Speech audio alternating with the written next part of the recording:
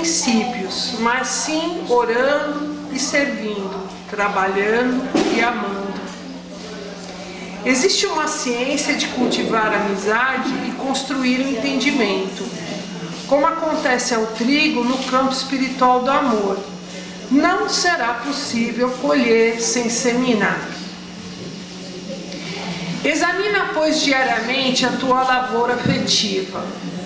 Observa se estás exigindo flores prematuras ou frutos antecipados. Não te esqueças da atenção, do adubo, do irrigador. Coloca-te na posição da planta em jardim alheio. E reparando os cuidados que exiges, não desdenhes resgatar as tuas dívidas de amor para com os outros. Imita o lavrador prudente e devotado, se desejas atingir a colheita de grandes e preciosos resultados. Então, meus queridos, depois dessa leitura, eu convido a todos que quiserem, e que puderem, vamos fechar os nossos olhos, respirar profundamente, acalmar os nossos corações, para que consigamos absorver toda a energia, todo o amor, todos os remédios que foram preparados com muito carinho pelos benfeitores espirituais dessa casa, para receber a cada um de vocês naquilo que vocês mais necessitam, na certeza de que nesse momento, enquanto vocês estiverem aqui conosco, vocês estão recebendo esses remédios, essa energia, essa compreensão, essa paciência tão necessária para essa construção espiritual que nos comprometemos, que é de nos tornarmos pessoas melhores a cada dia e juntos construirmos um planeta melhor com a ajuda do nosso Mestre querido Jesus. Que a manhã de hoje seja coroada de entendimento, de compreensão, de serenidade, que saiamos daqui mais tranquilos, com menos dores, sejam físicas, sejam emocionais, e com mais esperança nos nossos corações, para que possamos enfrentar mais uma semana e atendermos a todos os nossos compromissos.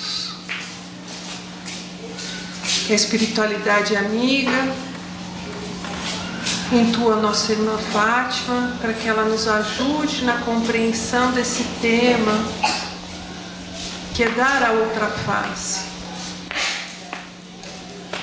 E assim, é com muita alegria nos nossos corações que iniciamos os trabalhos de hoje, agradecendo a Deus, a Jesus, nosso Mestre, e a Francisco de Assis, por essa casa e pelo trabalho incessante de todos os amigos aqui presentes. Que assim seja. E agora eu passo a palavra para Fátima.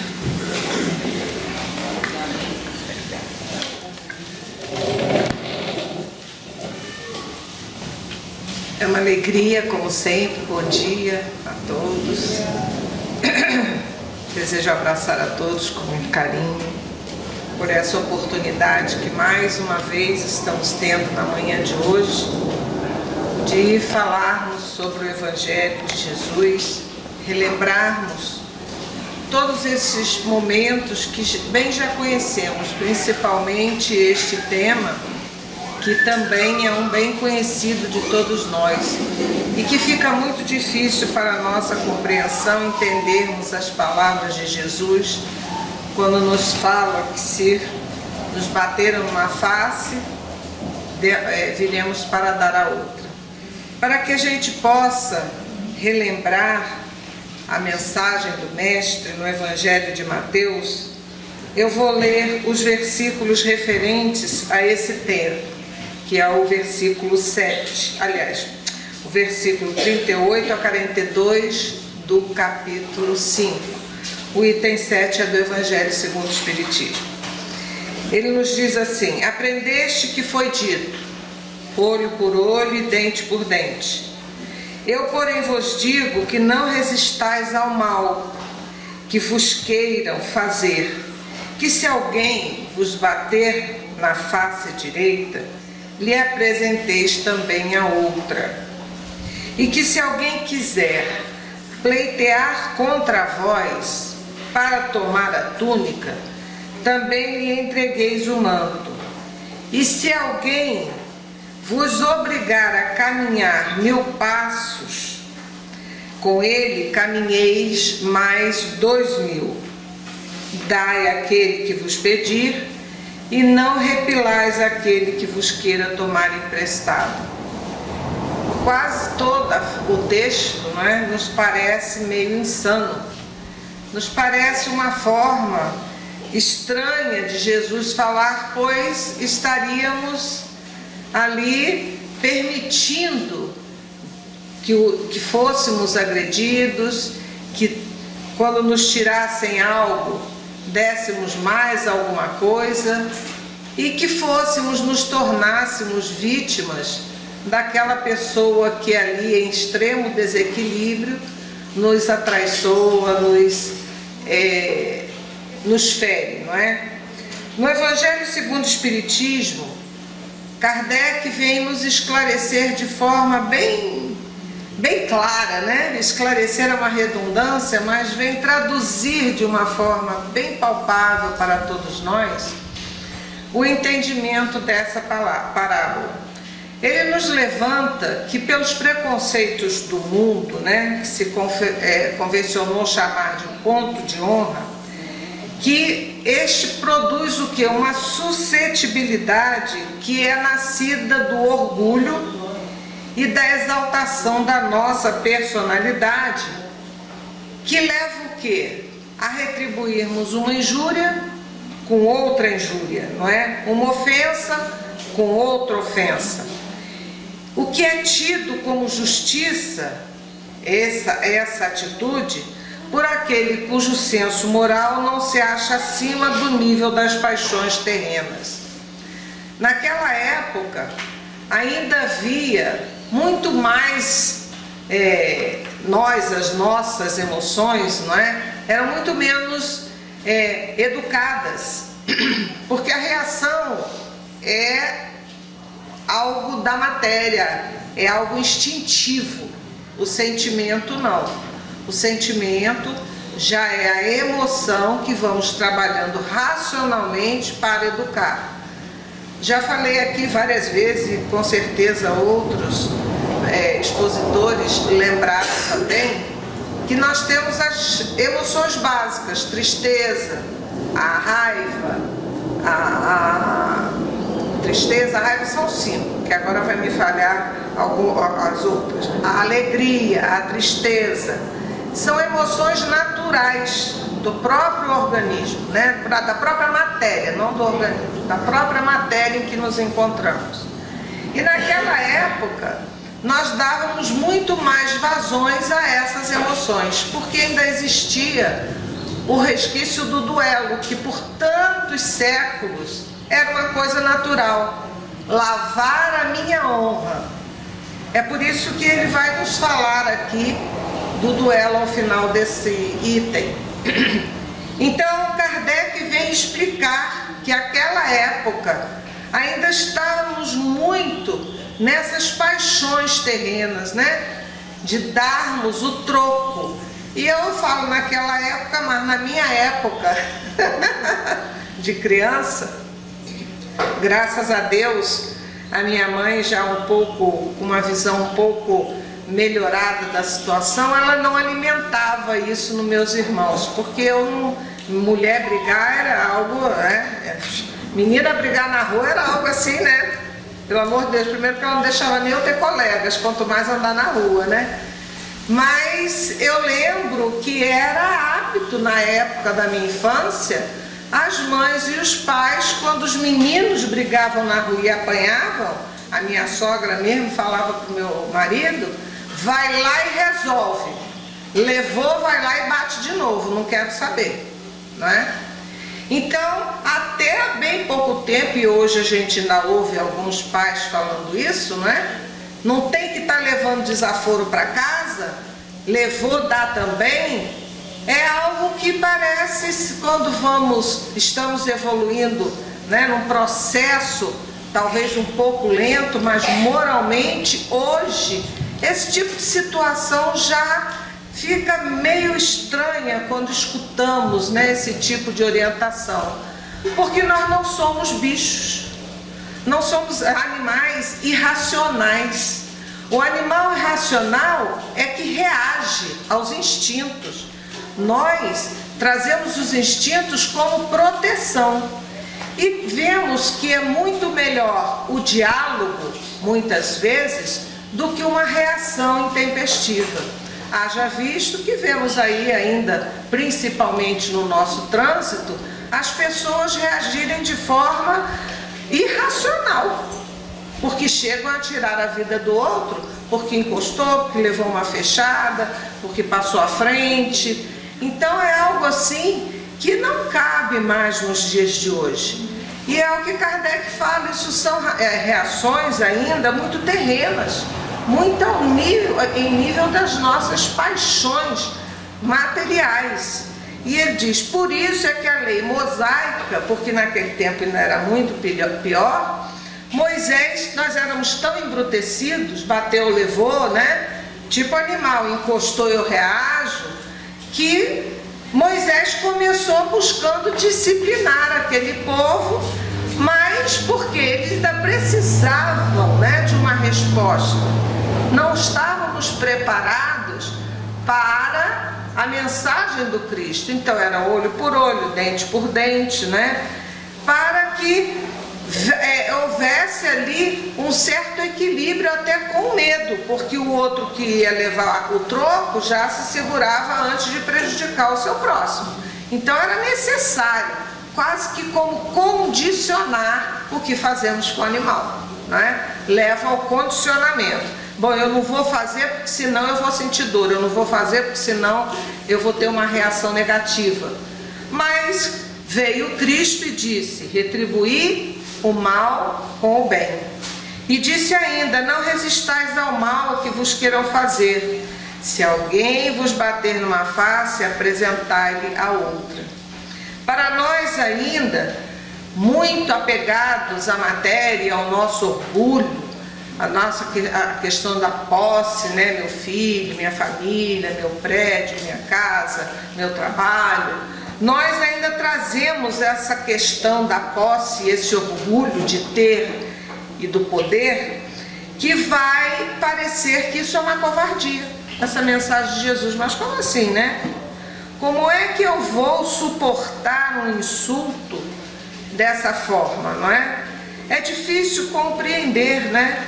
Deve-se, entretanto, nos diz Kardec, dever-se-á, entretanto, ele faz uma pergunta, tomar ao pé da letra esse preceito de Jesus e aquele de Moisés, olho por olho, dente por dente. Se nós levássemos isso ao pé da letra e as últimas consequências, nós estaríamos sendo levados ao ensino de que temos que permitir o outro nos agredir, que não temos direito, né, à defesa, o que na realidade nem o nosso instinto de conservação faz com que a gente permita. É algo que sai naturalmente, porque ainda estamos na matéria.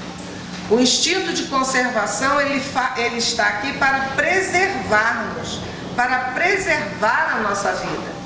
Então, até pelo próprio instinto de conservação, nós vemos que é ilógico, que não teríamos, é da natureza, não é? E ele vai fazer com que, naquele momento em que eu vou ser agredido, que eu estou numa situação de grande perigo, eu não vou me jogar no perigo, eu vou buscar me proteger. Então, o direito de defesa, Jesus não pretendeu deixar para todos nós que nós não temos direito de defesa, mas ele buscou o quê? Condenar a vingança, que é diferente. Vejam como é que muitas vezes reagimos mais até de forma tão desequilibrada do que o animal, que ainda está pelo instinto. O animal, ele reage no momento que ele está sendo atacado. Ele saiu daquela situação, ele vai à vida dele, ele segue em frente, mesmo ferido. E nós vivenciamos na nossa cidade aqui pessoas que saem daquela situação de conflito e vão atrás da pessoa, provocando maiores desgraças. Algo assim que a razão não consegue conceber.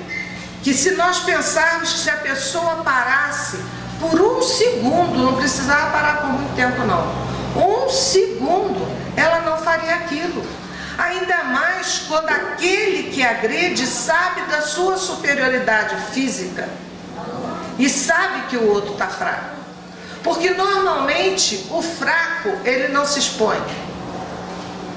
Aquele que sente que o outro pode vir e agredi-lo mais e que ele vai sofrer, ele não se expõe.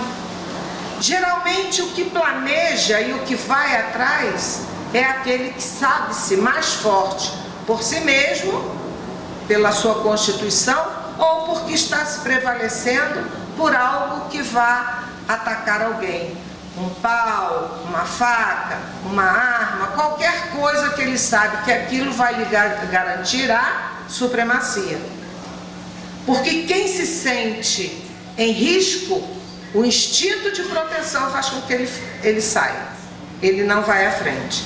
Então, o que aqui está dizendo Jesus, quando fala dar a outra face, ele fala de uma forma para nos dizer que não se deve pagar o mal com o mal. Somos seres racionais, somos espíritos em processo de crescimento, de educação, de evolução. Para isso temos a inteligência e as informações que já trazemos cada vez mais para pararmos e elaborarmos a situação e buscarmos o melhor jeito de resolver aquele problema. Tem pessoas que dizem assim: ah, mas o que adianta? Vou na delegacia da parte, não vai acontecer nada. Mas eu fiz a minha parte. Quem deixar de fazer a parte vai responder por ela. Eu busco a minha proteção, eu busco meus direitos, mas não buscar a minha vingança. Não buscar prejudicar muitas vezes mais do que o prejuízo que eu recebi. Tem gente, vamos voltar para o trânsito, né? Que é onde a gente vê as pessoas mais enlouquecidas e reagindo assim, de uma forma que é difícil para a nossa compreensão. Recebe uma encostada, o outro vai lá, briga como não dá, aí ele amassa o carro do outro, ele risca, ele pisa em cima, ele chuta, bate na pessoa. Quer dizer, algo assim, sem propósito. Ele recebeu uma pequena amostra no seu carro, destruiu o carro do outro, ou bateu na pessoa.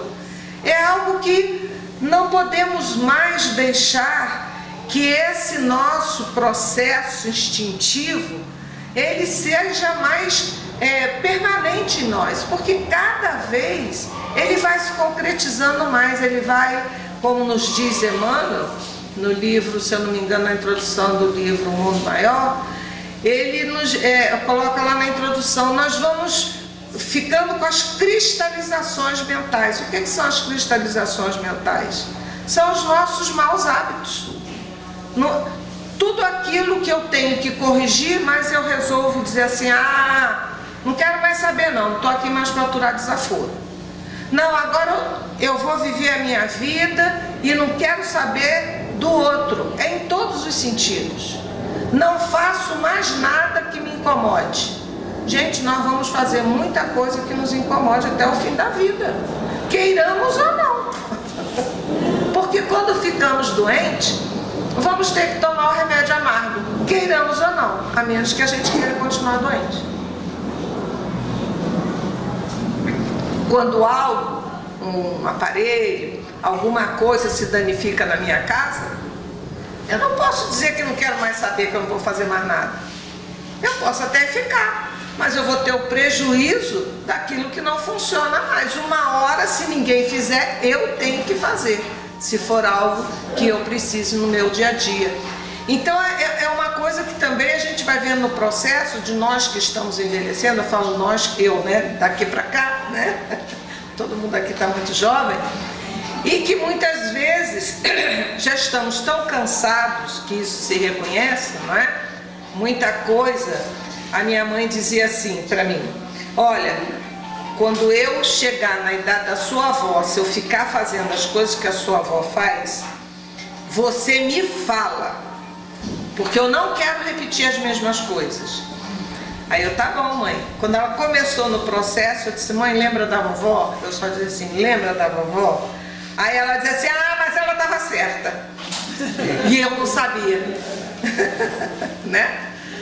Porque realmente nós vamos conhecendo as situações, né? Já certas coisas não fazem mais sentido, certas teimosias, ou vamos dizer assim, certos gostos, a gente vê que não tem nada a ver. Então, realmente vamos mudando, mas não podemos entrar neste processo para levar prejuízo ao outro. O meu conforto, a minha qualidade de vida, que eu acho que é o melhor, não pode levar prejuízo àqueles que me cercam. É a mesma coisa aqui. Mas vale, nos fala Kardec, o homem deve aceitar com humildade tudo que seja, de modo a lhe abater o orgulho. Que maior glória lhe advém de ser ofendido do que de ofender. Gente, vamos combinar? Que quando a gente faz algo de errado, quando nós fazemos alguma coisa que ofendemos os outros, aquilo fica, né? Aquela minhoca na cabeça não descansa de jeito nenhum, não é não? Pô, eu não devia ter falado assim, eu não devia ter dito aquilo, eu não devia ter tido aquela reação. Quando somos ofendidos, aquilo nos magoa? Também, mas não é tanto porque eu tenho sempre aquela posição, não. Mas não fui eu que feri, eu fui ferido. Kardec nos diz: que maior glória de suportar pacientemente uma injustiça do que praticar alguma injustiça. Que mais vale ser enganado do que enganador, arruinado do que arruinar os outros. E ao mesmo tempo a condenação, aí ele vai se referir, como falei anteriormente, do duelo, que não passa de uma manifestação de orgulho. Agora, o que nos faz, né? É a grande libertação que a doutrina espírita nos traz. O conhecimento espírita, ele nos traz essa base para que a gente trabalhe, para que nós trabalhemos as nossas emoções, as nossas reações. Por quê? Kardec nos lembra aqui: somente a fé no futuro, na vida futura e na justiça de Deus, que jamais deixe impune o mal, pode dar aos homens as forças para suportar com paciência os golpes que lhes sejam desferidos nos seus interesses e no amor próprio. É difícil? É, mas também nós muitas vezes temos aquele comportamento, né? Tudo bem, não vou falar nada não vou me vingar. Mas Deus é Pai, já estamos nos vingando, né? Deus vai dar conta. Lembrando aqui que esta era Kardec, quando traz essa mensagem falando da justiça de Deus, para a época também era o que era entendido. Por quê? A doutrina estava começando, ninguém conhecia, e ele vai desenvolver isso nos outros livros, onde vai nos trazer, já lá mesmo no Livro dos Espíritos, que Deus é amor, Deus é Pai, que a justiça vai ser feita por quem? Deus permite que a sua justiça se cumpra através de quem? De nós mesmos. Porque quando a nossa consciência é culpada, nós atraímos para junto de nós o castigo, vamos dizer assim, entre aspas, né? Mas o exercício para a corrigenda. Eu vou atrair para junto de mim as situações que eu preciso para aprender a me corrigir naquele defeito. Essa é a justiça de Deus. Então Deus não vai pegar e castigar ninguém. Olha, esse aqui fez isso, então vai receber isso.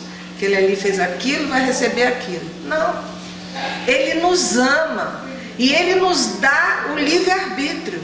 Ele nos deixa a oportunidade de crescermos. Agora, todos nós precisamos aprender pelo sofrimento, pela dor do sofrimento. Não. Deus é tão amoroso para conosco que Ele nos dá as estradas, os caminhos. Eu posso ressarcir se eu tenho débitos, ou posso aprender o que eu preciso aprender para dominar as minhas paixões pelo trabalho, pela dor do esforço de cada dia. O esforço não é no trabalho ali de estar sulcando a terra, limpando casa, lavando louça, não. É pelo esforço que eu faço para poder me manter no bem, no trabalho interno, através do trabalho externo, o trabalho material. Quando eu me dedico a um trabalho em que o bem virá para mim e para outra pessoa, para outras pessoas, eu já estou criando em torno de mim as situações que vão me favorecer ao crescimento, ao aprendizado, sem aquela dor, sem o castigo, vamos dizer assim. E quando se fala, né, em trabalho, bem para todos, é no nosso dia a dia, com o próximo mais próximo. Se estamos em nosso lar, na nossa casa, eu sei que eu já falei isso aqui algumas vezes, não é? Mas é sempre bom lembrar, porque essa é outra coisa que quando a gente vai ficando mais velho, também a gente se acomoda. A gente se acha no direito de não fazer mais nada, alguns, né? Eu não consigo.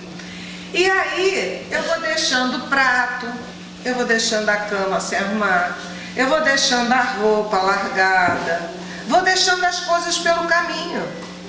Alguém vai colocar no lugar, alguém vai lavar aquela louça, alguém vai ter que arrumar. E geralmente são os mais novos, ou mesmo o companheiro, a companheira que está ali na mesma idade. Eu estou fazendo mal? Não, não estou fazendo mal nenhum, mas eu estou deixando de cooperar para o bem de todos. E é como nos diz a doutrina, o mal é a ausência do bem. Tudo aquilo que eu deixo de fazer conscientemente e sei que estou sobrecarregando o meu próximo, é o mal. E eu vou ter que aprender a ser solidário. Eu tenho que aprender a ser fraterno. E não é só nos grandes eventos, não é só em sociedade, nos grandes grupos. Começa dentro de nossa casa, do nosso trabalho, do convívio no centro espírita. Eu fico ainda, às vezes, meu marido agora parou, né? Mas quando eu vou no supermercado, que eu vejo alguma coisa caída fora do lugar, eu pego e boto no lugar. Ele disse, mas tem gente para fazer isso. Agora não diz nada mais, né? Ele também faz. Mas as pessoas não estão ali para pegar e guardar o que eu derrubei. Elas estão ali para arrumar a gôndola, para atender, para que a gente tenha o melhor, né, circulação no mercado. E tem gente que tira coisas do freezer e deixa lá em cima da batata para estragar. pega um monte de coisa e leva para o caixa e não leva. Aquilo ali está se estragando. São essas pequenas coisas do nosso dia a dia que nós pensamos que não estamos prejudicando, fazendo mal a ninguém. Ah, mas o mercado ganha muito, ele não me atendeu direito, então eu vou dar o meu troco. A gente sempre arranja o jeito de dar um troco. O que nos falta é entender é o exercício do perdão. Porque nisso está dar a face, a outra face, quando nos bate uma face, é o exercício do perdão. No nosso dia a dia, nos pequenos momentos. Por quê? O Hospital John Hopkins, nos Estados Unidos, ele diz que a falta de perdão, ela facilita as doenças, de todas as espécies, até as mais graves. E ele diz que as doenças, né, elas vêm da mente. Elas vêm do espírito para o corpo. Não é a doutrina que fala, é um hospital que pesquisa sobre isso. O espírito preventivo e positivo ajudará o portador das doenças graves a ser um sobrevivente.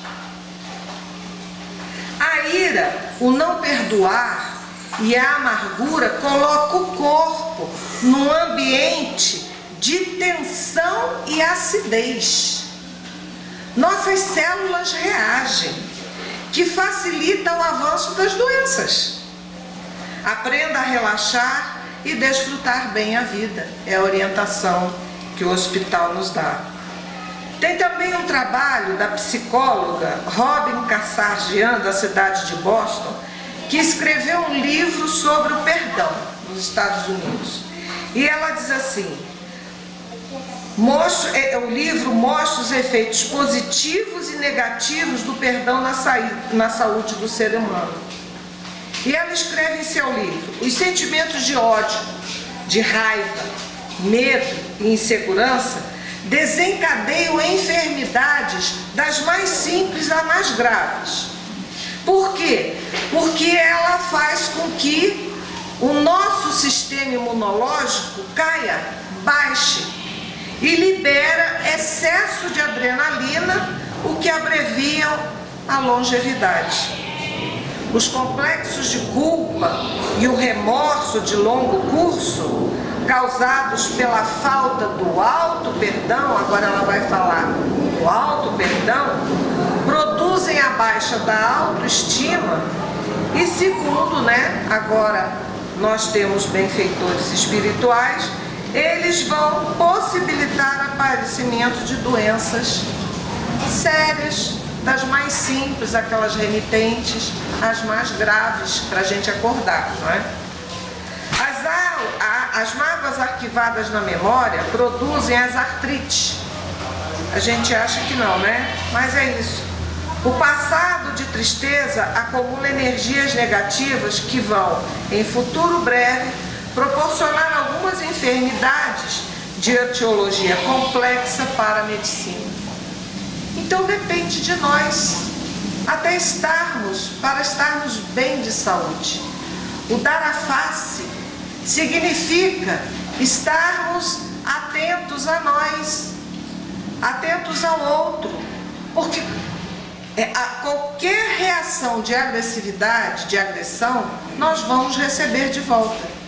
Porque é uma questão de jogamos uma bolinha de ping-pong, que ela quica rápido de volta, ou de tênis, na parede. O que ela faz? É energia. Com a mesma energia que eu lançar ela, ela volta para cima de mim. Se eu lançar devagar, ela volta devagar. Mas se eu lançar com força, ela vai bater lá e pode me machucar. Assim são os nossos pensamentos. Assim é a nossa raiva, que atinge o outro mesmo sem o tocar. Agora imagina quando colocamos todo este processo numa agressão física. Agora, para nós que já conhecemos, temos que pensar que além de nos envenenar, nós também envenenamos os outros com os nossos pensamentos, com o nosso desejo de vingança, com o nosso desejo de revide. Costuma-se dizer que a mágoa, a raiva e o ódio é o veneno que nós queremos que o outro beba, mas que na realidade quem está bebendo somos nós. Nós estamos doidos para envenenar o outro, mas eu estou me envenenando primeiro. E isso é um processo que não é só a religião que nos diz. A medicina hoje trabalha em cima disso, de modificar o comportamento, o pensamento do ser humano para que possa curar as doenças, para que possa auxiliar no tratamento para a sua cura. E eu vou encerrar deixando uma página de Meimei, que nos traz assim, ela pontua no nosso dia a dia, pequenas situações onde vamos podendo exercitar a humildade e essa postura de buscarmos entender que o outro que nos agride, ele está tão doente que nem conhece reconhecer a sua doença, a sua mazela. Ela vai dizendo assim na página: perdoa sim. O desconhecido passou de carro, elameando-te a veste, como se toda a rua lhe pertencesse. Compadece-te dele. Corre desabalada à procura de alguém que lhe socorra o filhinho que está muito doente. Linda mulher, que pérolas e brilhantes enfeitam, segue ao teu lado, parecendo fingir que te não percebe a presença. Compadece-te dela.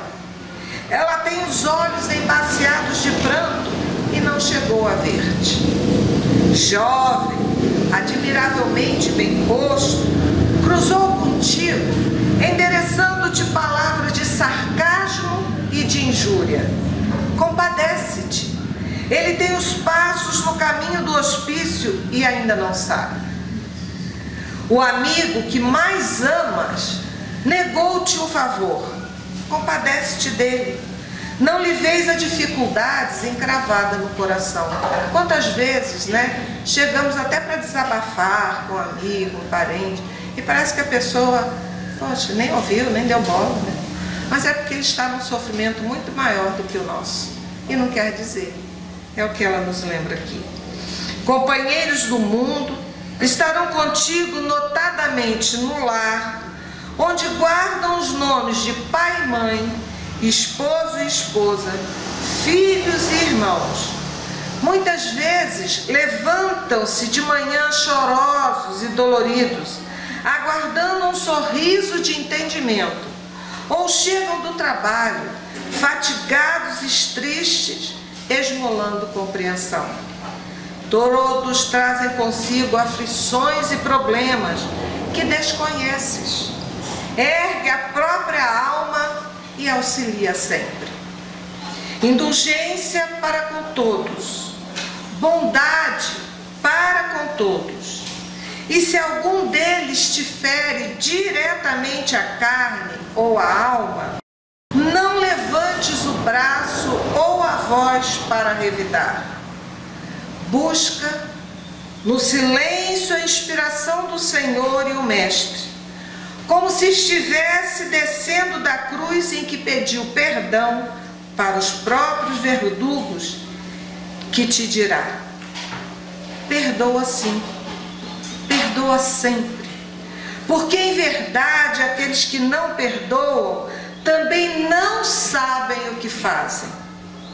Perdoa, perdoa sempre. Muita paz.